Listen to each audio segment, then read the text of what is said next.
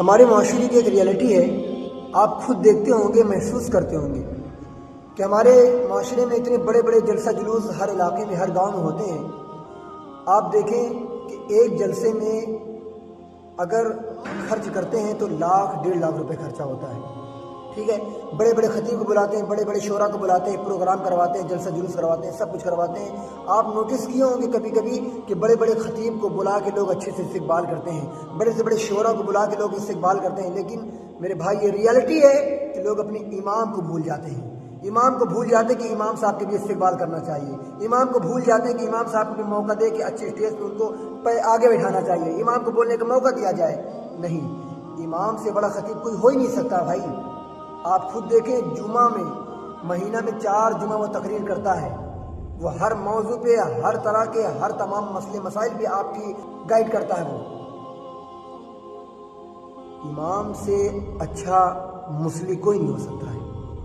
جب ضرورت پڑے گی آپ امام کے پاس بھاگ کے جائیں گے، جب ضرورت پڑے گی آپ امام کو کال کر کے پوچھ لیں گے، جب ضرورت پڑے گی امام صاحب گھر چلے آئیے پھونک چھوڑنا ہے، جب ضرورت پڑے گی امام صاحب گھر چلے آئیے فاتحہ کرنا ہے، جب ضرورت پڑے گی امام صاحب یہ کر دیجیے، وہ کر دیجیے، وہ کر دیجیے۔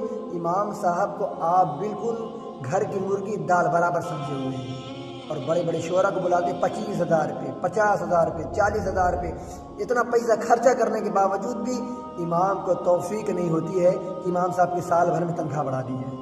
اپنے لیے نہیں بول رہا ہوں، اللہ کا لاکھ لاکھ شکر ہے، اللہ تبارک و تعالیٰ نے مجھے بہت عطا کیا ہے، میرے علاقے کے لوگ بہت اچھے ہیں، میری بہت اچھی خدمت کرتے ہیں۔ تو یہ حقیقت بیان کرتا ہوں کہ ہمارے اطراف میں جو امام ہیں یا جو بھی عالم دین ہیں، لوگ اپنے علاقے کے بڑے بڑے مفتیوں کو بھول جاتے ہیں، لیکن جو کسی لائق نہیں ہوتا، بڑے سے بڑے مولانا کو باہر سے بلا کے اس کو اچھے سے استقبال کرتے ہیں، اچھے سے اچھا اس کو پیسہ دیتے ہیں۔ میرے بھائی، زیادہ پیسہ دینے کی ضرورت نہیں ہے۔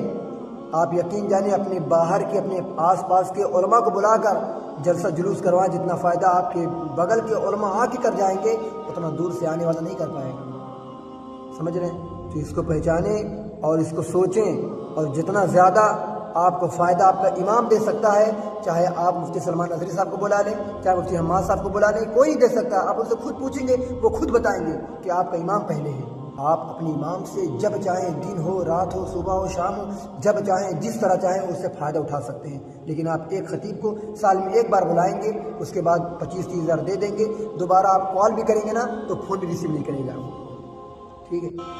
یہ ریالٹی ہے، اس کو سمجھیں اور اپنے آس پاس کے عالم دین کی قدر کریں۔ عالم دین آپ کے سروں کے تاج ہے۔